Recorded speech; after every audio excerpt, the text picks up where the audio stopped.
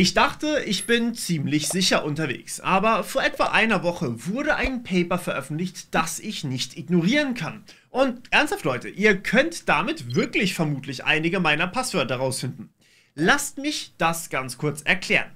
Der Angriff ist ein Seitenkanalangriff, das heißt, es wird keine technische Sicherheitslücke ausgenutzt, man greift nicht zu Phishing und man knackt auch keine Verschlüsselung.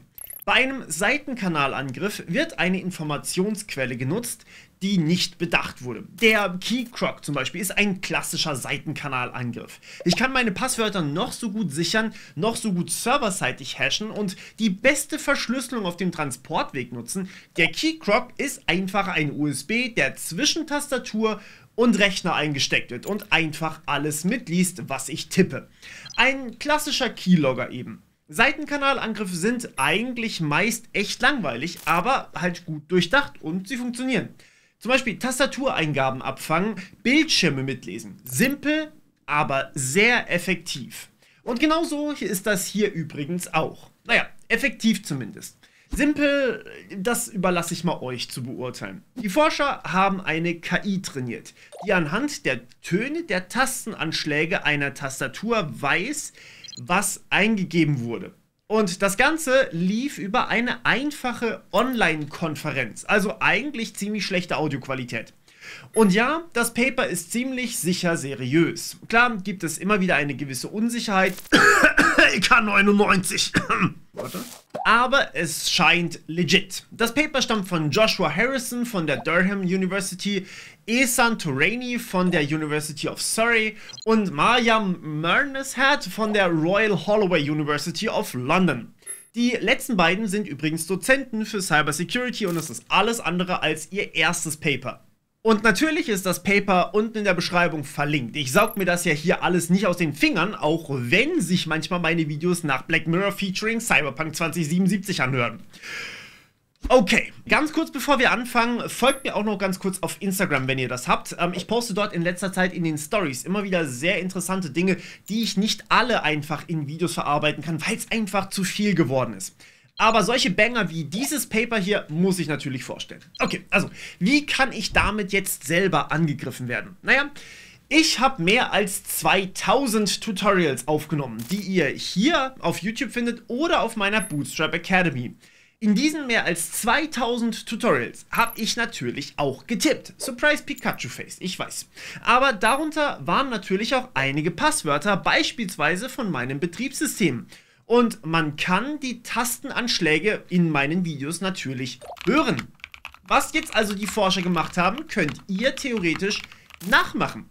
Ihr braucht Aufnahmen, wie ich einzelne Buchstaben tippe. Die habt ihr durch den Code in den Tutorials. Easy. Schaut euch Rust zum Beispiel an. Ich tippe einzelne Zeilen, Kombinationen und so weiter und so fort. Und ihr könnt den Ton als Tonspur einfach in die KI reingeben und den Text, den ich getippt habe, den ihr ja sehen könnt, als Output. Die KI wird dann darauf trainiert und so könnt ihr den Bias loswerden, der durch mein Mikro entsteht, das ihr hier sehen könnt und durch meine spezielle Art und Weise auf meiner genauen Tastatur zu tippen. Am Ende baut ihr euch damit ein feingetuntes neuronales Netz, das Tippgeräusche zu Text baut. Eigentlich ein simples Konstrukt. Das könnt ihr nun anwenden und erraten lassen, was ich tippe, wenn ihr nicht meine Ausgabe sehen könnt. Also zum Beispiel, wie ich ein Passwort eingebe. Und voilà, Morpheus Passwörter wurden gehackt. Ich bin gespannt, wer als erstes ein Passwort findet und das in die Kommentare unten packt. So, war's das jetzt? Fertig sind die Dev-Trends für diese Woche. Morpheus gehackt und gut ist. Alle ITler in Betrieben mit Herzinfarkt ins Krankenhaus eingeliefert und dadurch natürlich alle Krankenhäuser überlastet. Natürlich nicht. Das alles ist natürlich hochgradig von den Umständen und dem Aufbau abhängig. Dennoch müsst ihr bei mir zu Hause ein High-End-Mikrofon wie das Ding hier über meiner Tastatur installieren, was genau mein Setup ist. Nein, das braucht ihr nicht mal. Das wäre auch ziemlich unpraktisch, weil nicht alle Leute so ein Mikro bei sich zu Hause stehen haben. Tatsächlich haben die Forscher das so gemacht. In ihrem Aufbau lag ein stinknormales iPhone so neben einem MacBook, wie ich das in diesem Moment gerade habe. Nur eben kein iPhone bei mir und kein MacBook, sondern ein Android mit einer ganz normalen externen Tastatur. einfach nebeneinander gelegt. Das iPhone war in einem Zoom-Meeting und der Angreifer war im selben Zoom-Meeting. Die Aufnahmen sind also komprimiert ohne Ende und damit ist es dann trotzdem möglich, am anderen Ende der Welt mit einem normalen Mikrofon, das viele von uns zu Hause haben, diese KI zu trainieren. Die KI, die sie nutzten, war übrigens eine Variante von CoAdNet.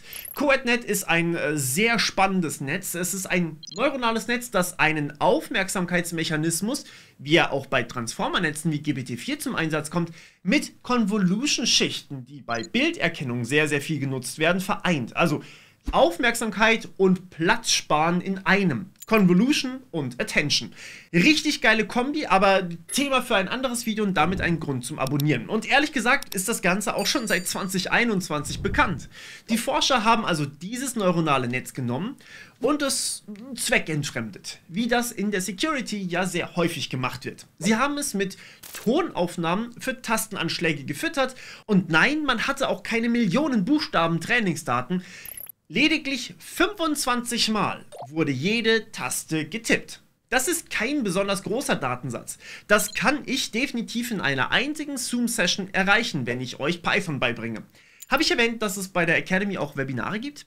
Die Ergebnisse waren leider ähnlich beeindruckend. Nutzt man Zoom erstmal nicht, also man trainiert die KI direkt auf die Mikrofoneingaben, dann ergibt sich eine Quote von 95% Erkennungsrate. Das heißt, 95% aller Zeichen wurden richtig erkannt. Bei einem 20-stelligen Passwort ist das ein einzelnes Zeichen, das falsch ist. Ein einziges. Ja. Damit muss ich also statt in einem Angriff 100 hoch 20 möglichen Passwörtern nur noch sagenhafte 100 mal 20 Passwörter ausprobieren. Also gerade mal 2000. Autsch. Warum? Naja, ich muss ja die erste Stelle ändern und jedes mögliche Zeichen dort ausprobieren, während der Rest komplett gleich bleibt. Das sind grob 100 Möglichkeiten. Dann lasse ich alle Stellen außer der zweiten gleich und probiere dort alles durch, also nochmal 100 Möglichkeiten und so weiter für die ganzen 20 Stellen, also 100 mal 20. Aber eben alle Stellen außer dieser einen, die ich gerade verändere, bleiben ja gleich. Deswegen kein Hoch mehr. Über Zoom liegt aber die Quote auch nicht so viel drunter, also wenn die Audioaufnahmen für das Training jetzt plötzlich nicht mehr direkt, sondern eben über Zoom geschickt wurden, dann liegt die Quote bei 93%. Hier kann ich also bei einem 14-stelligen Passwort alle Stellen außer einer einzigen erraten. Ich muss also statt 100 hoch 14 möglichen Passwörtern nur noch 100 mal 14 Möglichkeiten ausprobieren und das ist ziemlich krass. Was heißt das also für uns? Die ständige Anwesenheit von Mikrofonen kann hier offensichtlich ein Problem sein. Und ja, nicht nur euch, auch mich erinnert der ganze Angriff an den Seitenkanalangriff, wo über die Power-LED einzelne Keys ausgelesen werden konnten. Dieser Angriff hier ist allerdings meiner Meinung nach noch deutlich relevanter und definitiv kein Laborversuch. Er zeigt, finde ich, wie vielfältig Deep Learning eingesetzt werden kann, um auch Angreifern das Leben leichter zu machen. Deep Learning ist eigentlich, wenn man es genau nimmt, nur Mustererkennung auf Steroiden.